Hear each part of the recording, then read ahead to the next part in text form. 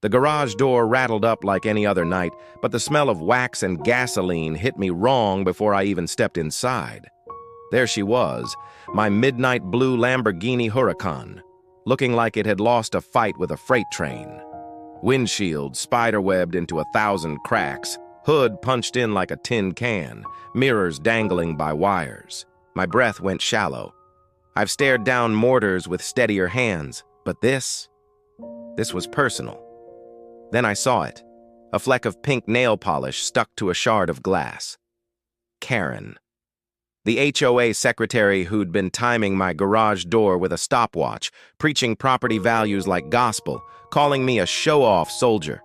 My stomach turned to ice. Hook. I pulled up the security feed on my phone, 2:07 a.m. There she was, Karen, in her pink cardigan, hair in a tight bun, hefting a sledgehammer like she'd been crowned queen of the cul-de-sac. 20 minutes of pure rage, metal on metal, glass shattering, each swing punctuated by her twisted face. When she walked out, she didn't run. She looked back at my car, my reward for 20 years of sand, sweat, and survival, and smiled. I called 911. While waiting, I dialed her number, put it on speaker. Officer Willow stood beside me, recorder ready. "My car's destroyed," I said. "Know anything about it?" A pause. Then her voice, sharp as a blade. "Damn right I did it. You think you're special, flashing your money while the rest of us work real jobs? You're just a broken-down soldier living off pity." Willow leaned in.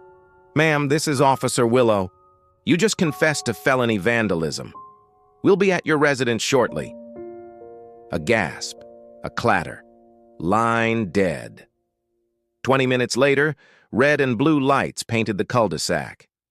Karen stood on her porch, pale, trembling, phone in one hand, sledgehammer leaning against the railing like a trophy. The cuffs went on.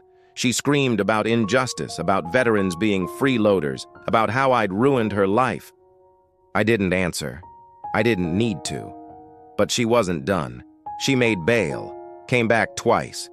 Once at my door with the same hammer, crashing into the wood, screaming, "I'll finish what I started." I opened just enough to meet her momentum, sidestepped, grabbed her wrist. One controlled strike. She dropped like a sack. Sirens again, cuffs again, released again. Then the final time. She charged across the lawn while I stood with the insurance adjuster, hammer raised. "You humiliated me!" she shrieked. I shifted into stance, left foot angled, shoulders square. Kandahar training kicked in. Sidestep, twist, drop. She hit the ground hard. Willow arrived, rubbing his eyes. "Jesus, John, again?" "On camera," I said. 6 weeks later, the courtroom was quiet. I wore my dress uniform. Karen sat in orange, smaller somehow, shoulders hunched. The prosecutor played the tapes, the sledgehammer, the confession, the assaults. Jurors winced. One shook their head. Her lawyer pleaded temporary insanity. "Emotional distress," he said. Willow whispered, "If smashing a car is a breakdown, half the country needs therapy." I took the stand. "She didn't want rules," I said. "She wanted control. I just wanted peace." The judge didn't hesitate. 5 years. Mandatory psychiatric evaluation. Bail revoked. Karen broke down, sobbing. The sound didn't move me. It was just static. Outside, Tom and Sarah waited. "We're rewriting the charter," Sarah said. "No one gets that power again." I nodded. "You can't stop envy. You just keep it out of the driver's seat." Months later, the Lambo came back from Italy. Better than new.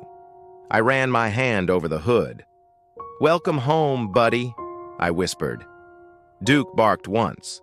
Karen's house sat empty. For sale sign out front. Weeds in the mulch she once measured with a ruler. One sunset I drove with the top down. Engine singing that perfect V10 symphony. A kid at a red light rolled down his window. "Hey, mister, is that the car from the news?" I grinned. "Yeah, but it's not about the car. It's about what you do when someone tries to take your peace." He smiled, confused but happy. Light turned green. I hit the gas. That night, the garage door closed with a soft thud. Duke curled up at my feet. The air was still. Not just quiet, absent of tension. The storm had passed. Peace isn't given. It's defended. And sometimes justice doesn't need to be loud. It just needs to be patient.